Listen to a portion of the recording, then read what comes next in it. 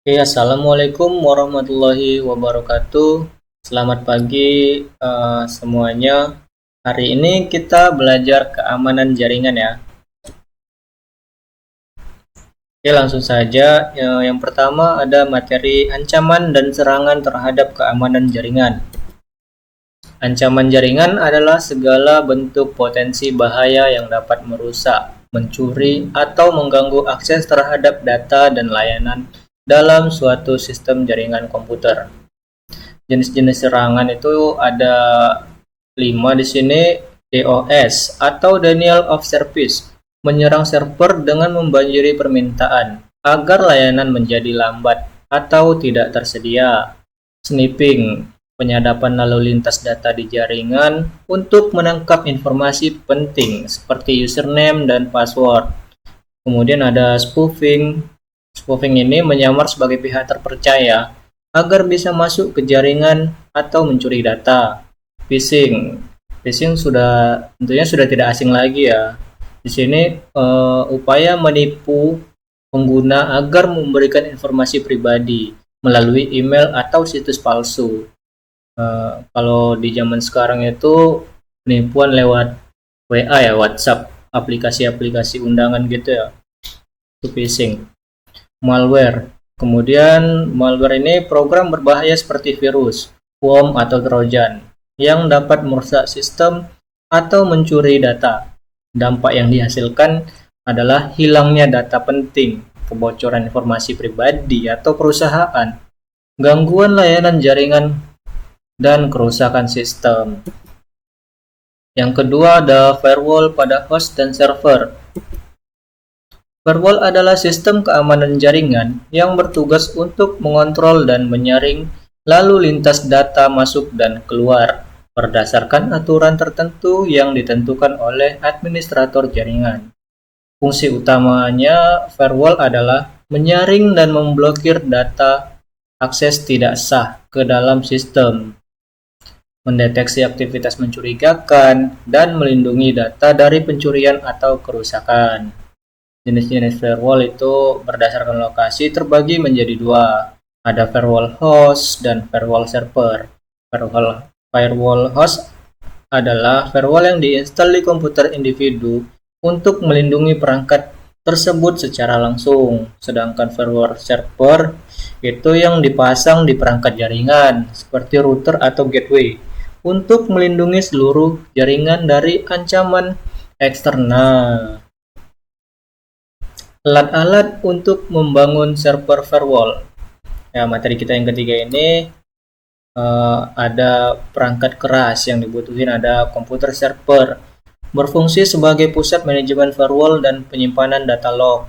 NIC atau Network Interface Card, kartu jaringan untuk menghubungkan server ke jaringan internal dan eksternal. Router atau switch untuk mengatur lalu lintas data antar perangkat jaringan.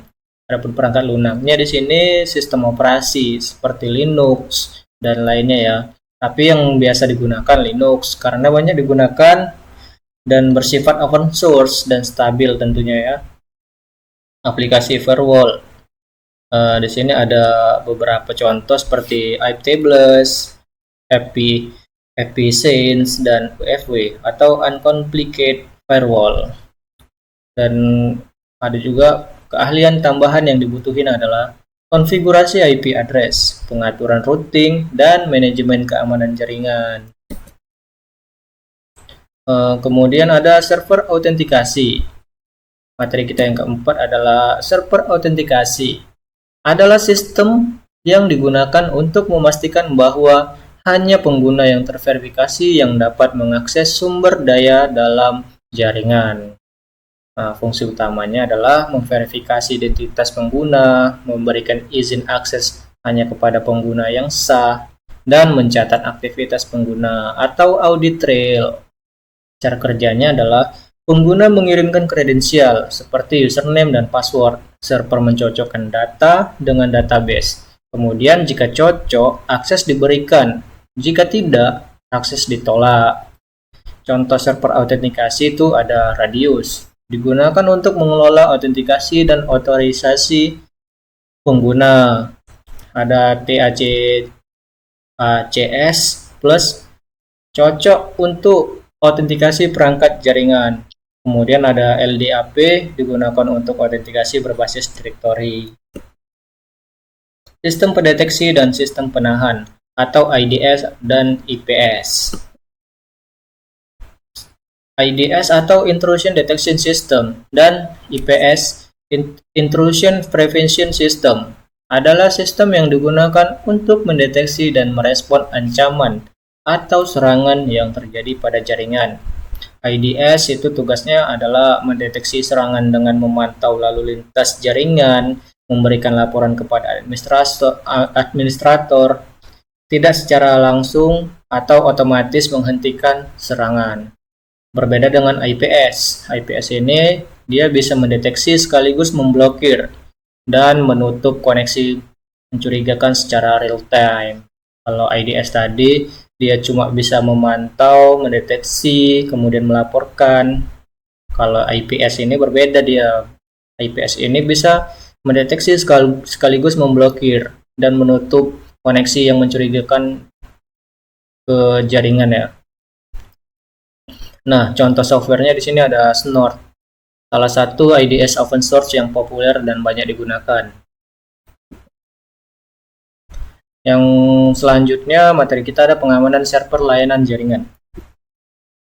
Server layanan jaringan adalah server yang menyediakan layanan seperti web, email, DNS, dan FTP kepada pengguna. Server ini sangat penting dan harus diamankan untuk menjaga kelangsungan operasional jaringan. Langkah pengamanannya kita bisa melakukan atau mengatur hak akses pengguna secara tepat, memasang dan mengatur firewall serta IDS, melakukan pembaruan sistem dan software secara berkala, menggunakan enkripsi seperti HTTPS atau SSL TLS untuk komunikasi data. Kemudian materi berikutnya ada kriptografi. Kriptografi adalah ilmu yang mempelajari teknik untuk mengamankan data dengan cara mengubah bentuk aslinya menjadi bentuk yang tidak dapat dibaca oleh pihak yang tidak berwenang. Dalam kata lain, di sini kriptografi ini adalah suatu teknik yang bisa merubah suatu data yang hanya pengguna yang sah lah yang bisa melihat data tersebut. Yang bisa dibaca itu, yang bisa membaca itu pihak yang berwenang. Selain dari itu nggak bisa. Itulah intinya. Tujuan kriptografi. Di sini ada yang pertama tujuannya adalah ya tentunya menjaga kerahasiaan informasi ya. Terus menjamin keaslian pengirim atau autentikasi. Menjaga integritas data atau juga data integrity. Metode kriptografi ini juga terbagi menjadi dua lagi ya. Yang pertama itu ada enkripsi simetris (AES), menggunakan satu kunci enkripsi dan dekripsi. Yang kemudian yang kedua adalah enkripsi asimetris atau RSA, menggunakan sepasang kunci, yaitu kunci publik dan kunci privat. Mungkin segitu dulu materi kita hari ini. Kalau ada yang bertanya silahkan ya komen di kolom komentar YouTube Abang nanti. Terima kasih. Assalamualaikum warahmatullahi wabarakatuh.